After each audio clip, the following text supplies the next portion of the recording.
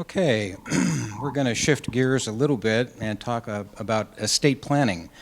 Fits right into retirement planning. It's a part of that whole planning process that we go through. And when we plan for retirement, it's always a good time to think about our estates as well and how we are planning them or need to plan them.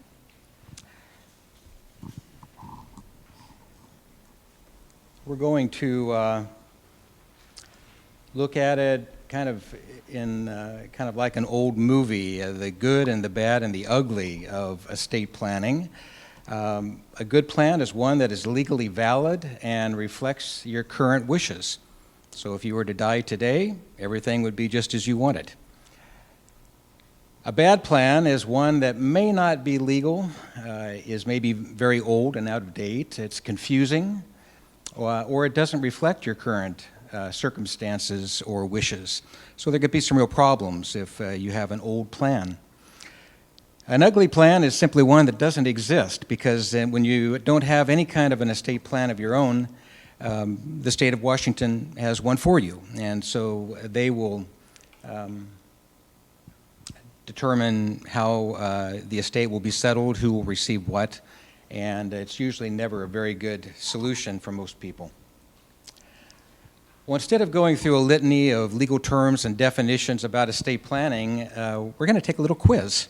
I mean, this is an academic institution, so pull out your pens and pencils, and we're going to walk through several statements. We're going to be looking at it from the standpoint of whether these statements are, in your particular case, true or false. If they're true, you don't get any points. Only if they are false statements for you do you actually accrue any points. And so think of it in terms of it being a false or an untrue type of a statement. Okay, here we go. First one is, I do have a will. If that is a false statement for you, then give yourself 10 points. I have not moved to a different state since last reviewing my estate plan. If that's false, give yourself 2 points. My marital status has not changed since my last estate planning review. Again, if it's false, give yourself 8 points. And also, as we go through this, the purpose of the statements is to kind of help educate, to give awareness to some of the key issues involved in estate planning, as well as to help you better understand kind of where you're at in your own estate planning process. Number 4, I have suggested a guardian for my minor children in my will if it's necessary.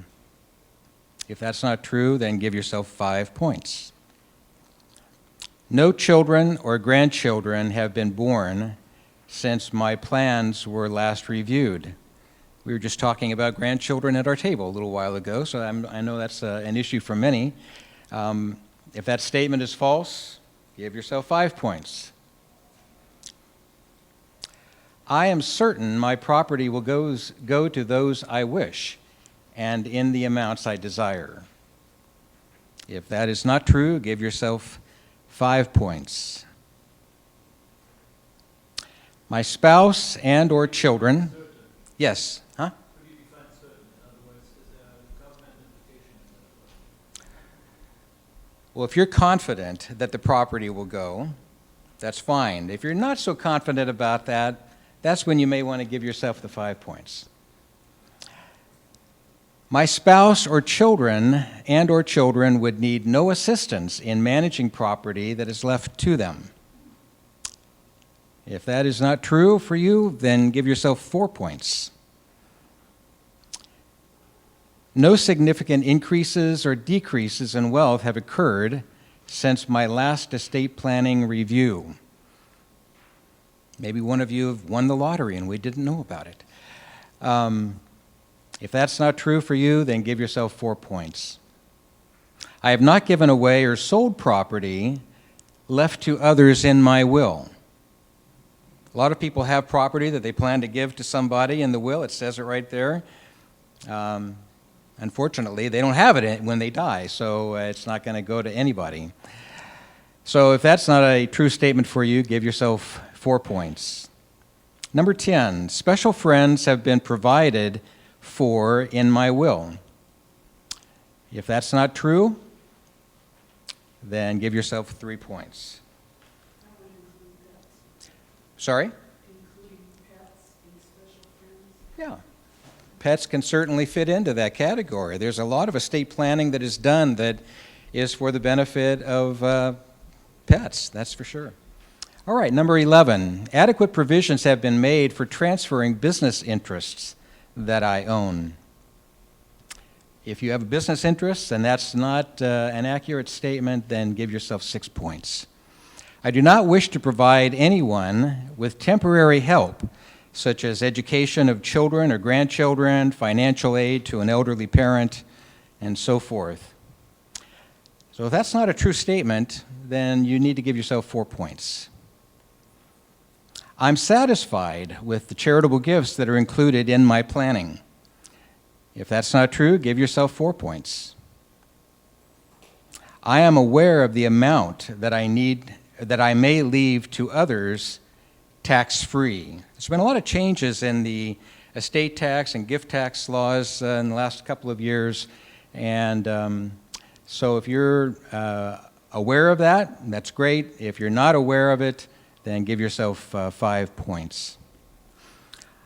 Number 15, I know approximately how much tax will be due on my estate. If you have a good idea, you get 0 points, but if you don't know, you get 3 points.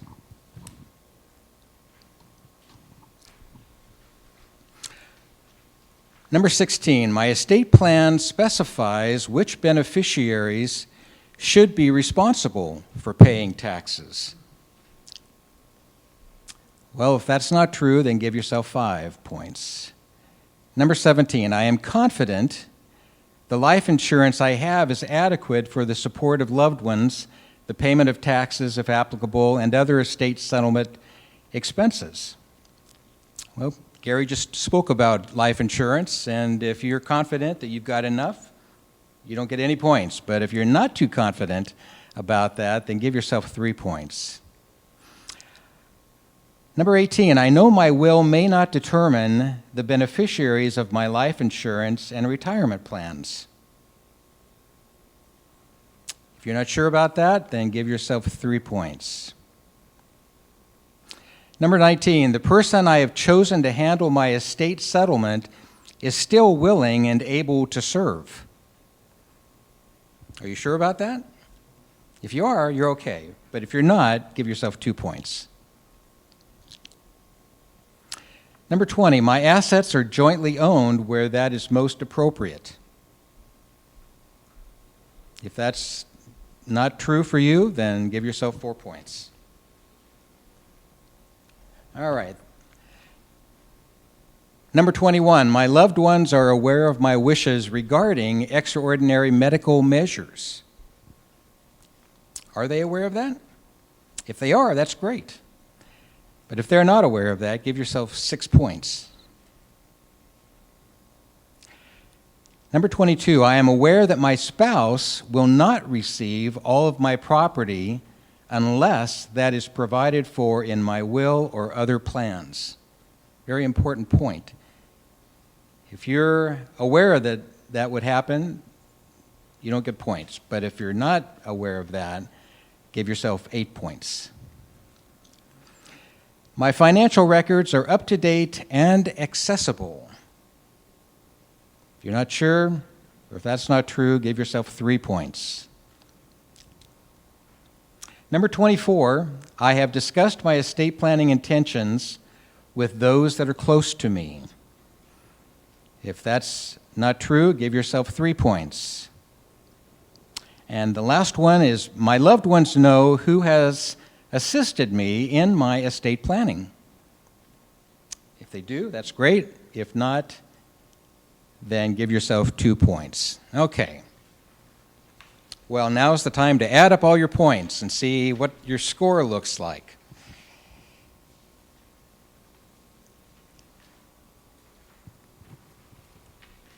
If you're on the low end and you only have between 0 and 15 points, then you're usually prudent in your financial affairs and you're to be congratulated. I'm not going to ask for a raising of hands, but if you fall into that category, you're doing good.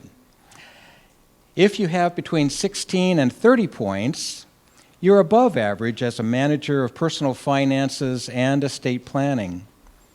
But you should be reviewing your plans periodically to make sure that they still reflect your wishes. It's always good to kind of pull out some of those documents yearly, take a look at it, see if everything still looks right, that the people that you want to leave things to are still the people that you want, the person or people that you want to be involved in settling your affairs are still the right people. If you have between 31 and 50 points, then you're about average, in that you need to seriously reconsider your estate plan. Things aren't really too bad, but they do need to be reconsidered and looked at from time to time. Take time now to review or begin your estate plan with professional help. Now, if you fall into the category of being over 50 points, then your loved ones will probably experience some significant difficulties, delays, and expense in settling your estate. So you want to take steps now to make sure that that doesn't happen. Well, there are certain things that I would suggest in terms of beginning that estate planning process. First step would be to kind of just stop and think a little bit about what your priorities are, what you're trying to accomplish, the people that you want to remember and benefit from your estate, to think about what you actually own, what your estate consists of, and to establish what your priorities may be for your estate plan. Number two, to become familiar with the available planning tools that are available. There's a ton of information out there. We're not going through all of that tonight, but there is a lot of information available about basic estate planning documents and techniques. Number three, gather the necessary data that you will need in the planning process. Many people really don't even know how much they own or where their assets are at, what bank accounts, what financial accounts that they have. So it's important to gather the necessary data so that you can have a benchmark for the type of planning that you may need. And then fourth is to seek competent counsel for technical assistance in drafting the legal documents. You know, I tend to think about estate planning as really a matter of Christian stewardship. We are called by God to use the resources that He's entrusted to us for our own benefit, for the benefit of our loved ones, and it's too important to do it in kind of a slipshod manner. So I would encourage you to consider seeking out competent counsel to help you with that. We do offer some resources here at SPU through our department. We have a really nice online workbook. It's called a Personal Estate Planning Course. There's a ton of information in here. You can download this for free on our gift planning website, which is right up there underneath that. There's also kind of a complimentary booklet. It's a record book that allows you to be able to systematically go through what your estate consists of and to be able to put it down. You can actually enter it online or on the computer so that you don't have to just handwrite it in. And these are really good resources to be able to help you not only know more about what your estate consists of and what you would like to do, but it also is something that you can download and take with you when you go to an attorney to have your estate process begin. We do have referrals that we can make. We have a list of some very competent attorneys and accountants and others that may be of assistance to you. If you're looking for some resources in that way, we would be happy to provide some to you. And I also provide some underlined confidential estate planning and gift planning consultations for people to help them just kind of talk through and think through some of the issues that are important to them and be able to help them in various ways. So my contact information is there too. Any questions? Yeah. Could you help us a little bit with an update on estate gift taxes, just a high level update?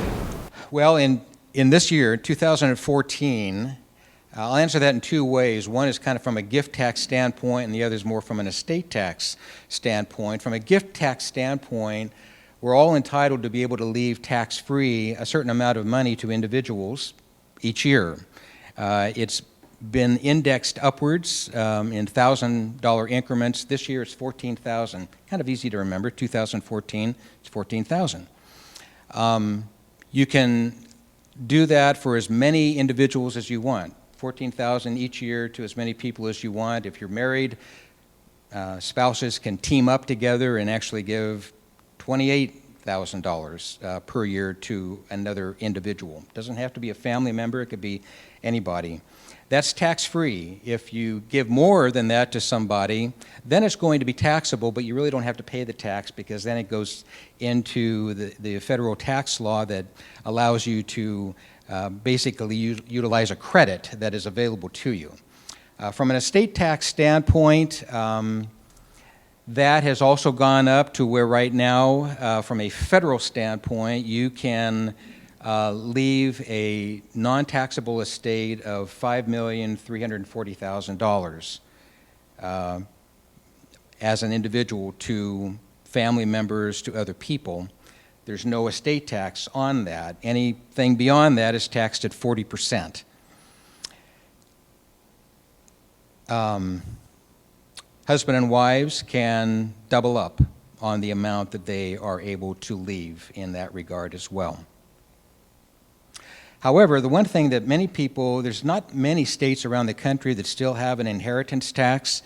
Unfortunately, the state of Washington does. And if you leave more than $2 million to somebody, it is going to be subject to an inheritance tax in the state of Washington. So even though it's over $5 million at a federal level, it's $2 million in this state. Does that answer your question? Then could you add in capital gains as well? I'm sorry? Capital gains as in the transfer Yes. of property and those kind of things? Same way, yeah. Yep. Well, what is that figure? I know you can't just say, but for Washington State inheritance tax. What is the figure? It was $2 million that you can pass, but anything beyond that is taxed at 20%. Yeah. But in terms of capital gains and avoiding it through either pre or post distribution, we could just advise a little bit on that. Oh, well, in terms of avoiding capital gains tax, give it to SPU. You can avoid tax on charitable donations. So any of you who have real estate or appreciated stock, we love to receive those kinds of gifts. Any other questions? All right, thank you.